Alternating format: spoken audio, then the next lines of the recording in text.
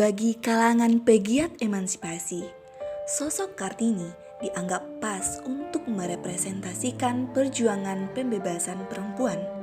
Kartini memang perempuan cerdas yang memiliki bacaan jauh melebihi bacaan perempuan kebanyakan di masanya. Masa di mana perempuan tak mendapat tempat semestinya sebagai perempuan, bahkan sebagai manusia.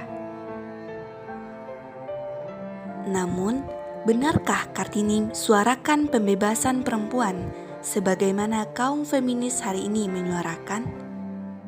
Jika membaca sejarah berikut surat-surat Kartini, akan ditemukan bahwa Kartini adalah perempuan yang sepanjang hayatnya penuh dengan pergulatan ideologi. Di awal pergulatannya, Kartini begitu memuja Barat dengan menulis kepada temannya, "Orang kebanyakan meniru kebiasaan orang baik-baik. Orang baik-baik meniru perbuatan orang yang lebih tinggi lagi. Dan mereka meniru yang tertinggi lagi, orang Eropa." Di akhir hayatnya, saat Islam mulai lebih jauh dikenalnya, inilah yang Kartini tulis pada sahabat penanya. "Sudah lewat masanya. Tadinya kami mengira bahwa masyarakat Eropa itu benar-benar satu-satunya yang paling baik, tiada taranya. Maafkan kami, tetapi apakah ibu sendiri menganggap bahwa Eropa itu sempurna? Dapatkah ibu menyangkal bahwa di balik hal-hal indah dalam masyarakat ibu terdapat banyak hal yang tidak bisa disebut sebagai peradaban? Moga-moga kami mendapat rahmat, dapat bekerja membuat umat agama lain memandang Islam patut disukai."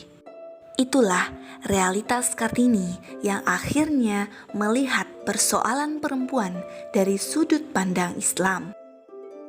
Bahkan perempuan hadir ke dunia sebagai pendidik pertama sehingga harus dididik dan dicerdaskan. Bukan sebagaimana budaya Barat berikan, kebebasan tanpa batasan. Kartini menegaskan apa yang sebenarnya menjadi cita-cita dan justru disembunyikan.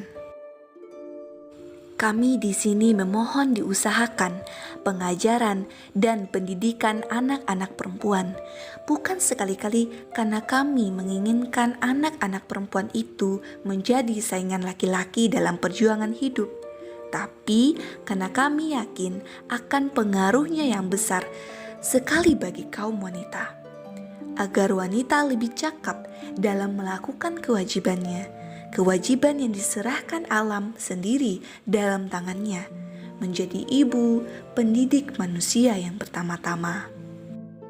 Jadi jelas, menjadikan Kartini sebagai ikon perjuangan emansipasi dan kesetaraan gender adalah sebuah pembajakan sejarah. Yang diinginkan Kartini hanyalah menjadi wanita taat pada ketentuan Robnya. Meski Kartini tak sempat merenggut keluasan ajaran Islam dikarenakan Al-Quran tak sempat beliau khatamkan. Di usia beliau harus menghadap Rob, Tuhan pencipta alam. Ingin benar saya menggunakan gelar tertinggi, yaitu hamba Allah.